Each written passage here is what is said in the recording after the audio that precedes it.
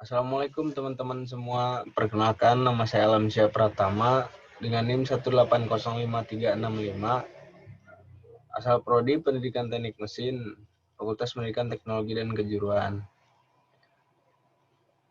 Baiklah, kali ini saya akan membawakan sedikit tentang pematerian teknik pengecoran logam yang sudah saya resume.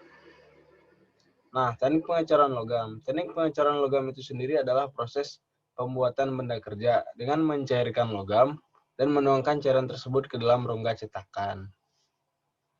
Proses pengecoran logam itu sendiri dimulai dengan mencairkan bahan dasar tertentu dengan cara dipanaskan hingga ke titik leleh benda tersebut.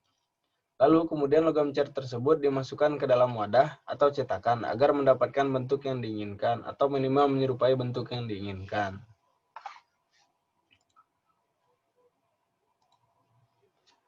Oke, hal-hal yang harus diperhatikan pada saat pengecoran logam. Yang pertama yaitu adanya laju aliran saat memasukkan logam cair ke dalam cetakan. Laju aliran ini sendiri dipengaruhi oleh luas penampang serta keadaan pada saat menuangkan logam cair itu sendiri. Yang kedua adalah letak lubang yang menjadi tempat memasukkan logam panas ke dalam cetakan. Nah, letak lubang tersebut disesuaikan dengan seperti apa bentuk benda yang diinginkan. Ada yang di atas, ada yang di samping, ada yang di tengah mungkin.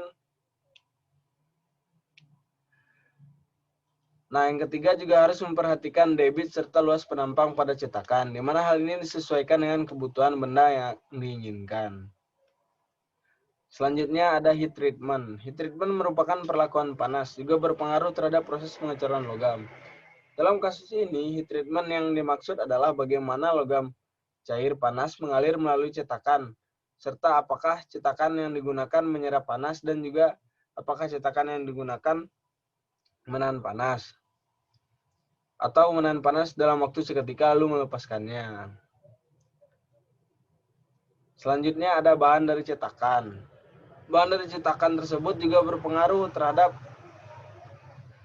hasil pengecoran. Biasanya bahan dari cetakan tersebut ada yang digunakan sekali lalu dibuang dan ada juga yang digunakan berkali-kali atau permanen sesuai dengan kebutuhan yang diinginkan. Selanjutnya ada solidifikasi. Solidifikasi merupakan proses pengerasan. Biasanya tergantung material apa yang dicor dan juga susunan penyusun logam cair tersebut. Misalkan pada saat logam aluminium murni dan pengecoran aluminium campuran, pastinya akan berbeda waktu pemadatannya. Ini dikarenakan oleh komponen penyusun material logam cair tersebut. Ini juga akan dapat berpengaruh pada lamanya waktu proses pengerasan logam cair yang setelah dicor tersebut. Selanjutnya ada proses pendinginan. Proses pendinginan itu sendiri merupakan bagian penting dalam pengecoran logam. Proses pendinginan yang biasanya digunakan adalah proses pendinginan lewat udara terbuka, pendinginan lewat air, serta pendinginan yang dicelupkan ke dalam oli. Di sini, perbedaan proses pendinginan disesuaikan dengan kebutuhan. Hal ini dikarenakan pemilihan proses pendinginan yang berbeda akan berpengaruh untuk sifat mekanik suatu material. Selanjutnya ada komposisi material cor. Komposisi material ini sendiri sangat mempengaruhi proses pengecoran, seperti menentukan titik leleh material yang akan dilelehkan, serta menentukan laju waktu proses yang akan dilakukan pada saat proses pengecoran. Hal ini dikatakan penting karena ada perhitungan-perhitungan yang akan menentukan bagaimana proses pengecoran tersebut berlangsung. Selanjutnya ada contoh dari salah satu wadah cor ya teman-teman. Ini ada yang terbuka sama ada yang tertutup. Nah, yang terbuka ini tinggal menuangkan logam cair tersebut ke dalam wadahnya. Nah, untuk yang kedua ini ada beberapa bagiannya. Ada ini sebagai tempat masuknya logam cair. Ini sebagai salurannya. Ini yang saya bahas tadi mengenai luas penampang.